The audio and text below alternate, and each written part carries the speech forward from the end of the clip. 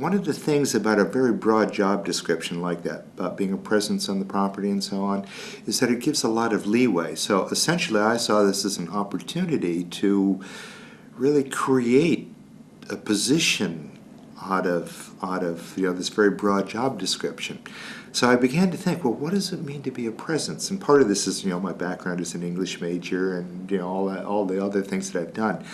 And so I started to think about, well, being a presence, what does that mean? So I thought about, well, what do I wear as a ranger? And the foundation gave me a shirt. That's basically it. It said, Conservation Foundation on it. So I, imagined how a ranger might look, and got myself, khaki shorts and boots and all this sort of thing. And because I love to walk, what I would do is I would, park my truck in an area, and I would literally spend an hour or two just sort of walking in that area, finding out where all the roads went, finding out where all the deer trails went, seeing what was out there. And the more I started doing that, I had some field guides. I started looking at the plants and said, oh, what's this? So I began to learn all the plants that were out here.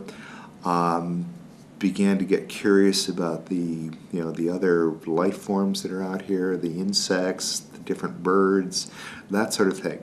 So it became a self-education process. And out of all that, the learning that I was doing, there were two things that happened.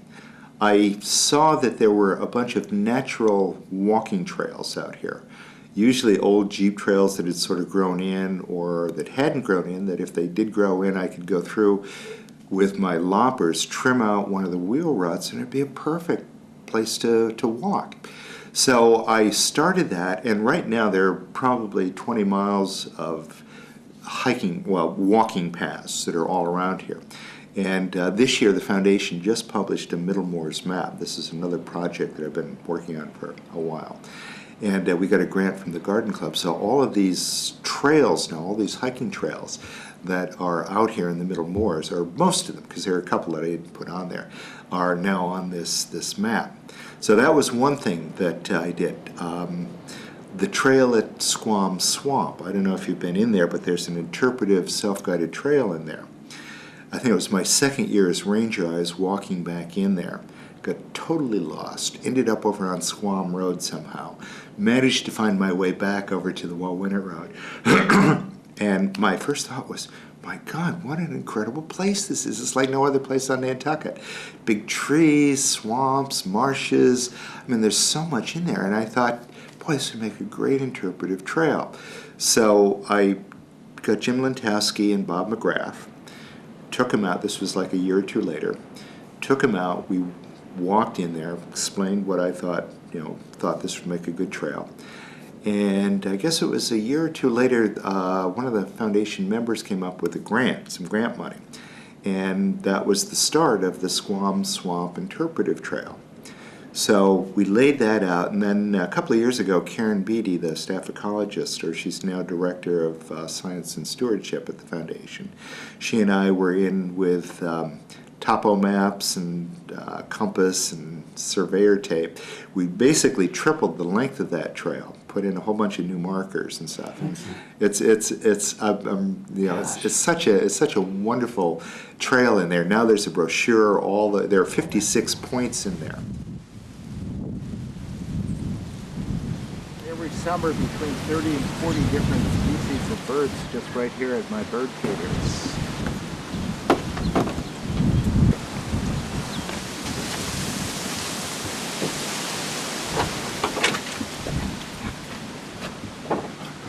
Martha, you got to get in here. Come here.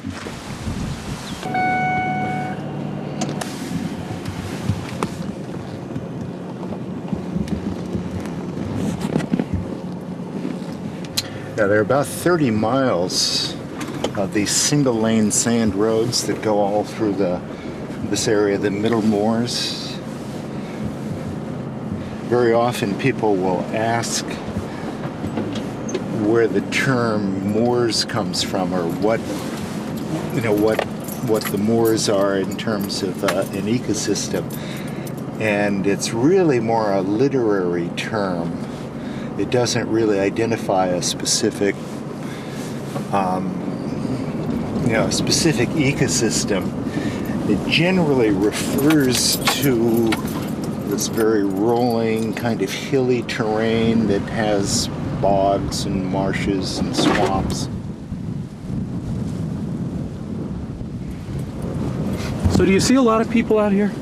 Not They many. don't. When you consider how many people come to Nantucket, how many people really actually come out to the moors? Very few.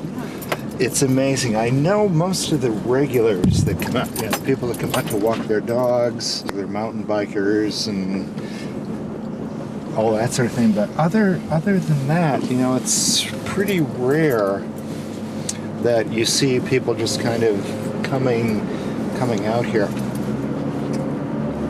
The swallows are, of course, getting ready to migrate, so they're filling up. Each one of those swallows eats its own weight in insects every day. Wow. That's a lot. So now, is this the routine? This is the routine. Basically what I do every morning, I start out, and I usually try and go a different way every day, so it's not like driving to work or something where you just sort of check out. And my responsibilities, I cover about 5,500 acres of property that the foundation owns here in the Middle Moors. My official title is Middle Moors Ranger, and it's all this area between the Pulpus and Milestone roads. This is Milestone Cranberry Bog coming up on the left here. And you can see some of the different management techniques that the foundation's been using. This is an area that we've burned. We've done these prescribed burns. Yeah. There are, whenever we do a burn, there are like 46 different things that we're looking for. Things like, the wind speed, the wind direction. First of all, why do you do it anyway? What's the whole idea about it? The whole idea behind this, of the burning and the mowing that we're doing on the island, is to try and restore some of the sandplain grassland habitat that's out here. Now here on Nantucket we have 90% of the global population of this sandplain grassland habitat. It's a very unique habitat, and the reason the habitat is here is because of 200 years of intensive sheep grazing. And so it's a very unique habitat to the extent that the Nature Conservancy about 8 or 9 years ago designated Nantucket one of its last great places. These are ecosystems that they felt are under threat. And the threat here is the scrub oak.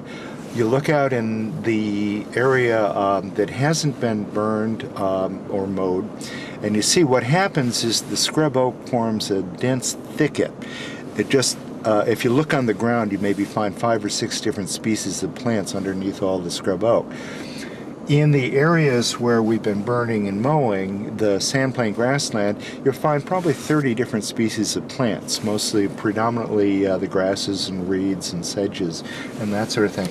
So what we're trying to do is to preserve at least part of this very rare, globally rare habitat that we have on Nantucket, the sandplain grassland. And that's the whole reason for... Well, wouldn't the sheep have eaten all those plants as well, though? They'd eat everything. They eat everything. But in fact, they kept the scrub oak down because they ate everything. Right, exactly. They kept the scrub oak down. All the woody brush they kept down because they would, they would eat the seedlings as they would come up. And woody growth, the growing tips are in the ends of the branches, whereas with the grasses and the sedges and so on, they grow from rhizomes under the ground. So you burn an area, and within 2 weeks, if we do a spring burn, within 2 weeks, it's like a bright lime green because everything is coming back again because it's coming from the rhizomes under the ground. And the woody plants are kept at bay, and that's the whole reason for the, as I say, 200 years of sheep grazing. It's estimated that in 1850 there were over 15,000 sheep just roaming Nantucket at will. We have numerous descriptions and even some photographs from the late the 1880s and the 1890s showing this whole area out here. Not a single tree. Because of that 6,000 years of native or Indian habitation, Fran Cartooning calls them the ancient proprietors. Because of that 6,000 years, we know that they would burn over areas for a number of reasons. You burn over an area, it stimulates the berry growth. 2 or 3 years after a burn, the huckleberry, the blueberry, and so on, profuse. We also know that they burned over large areas to attract the migrating waterfowl, the grasses and so on. So we know a fair amount from the Indian culture that was here for 6,000 years that they had burned over many of these large areas throughout the island. And one of the other things, being an island, there's a constant salt spray. The reason that there are no big trees except in the so-called hidden forests out here is because the constant salt spray that's out here on the island keeps the woody plants down. They just can't thrive, except in these low depressions of the glacial moraine, the whole northeast part of the island. And so in these areas, if you fly over them, it looks like it's all level, but it's in those areas that are 40 or 50 feet below the surrounding hilltops, you get these big trees.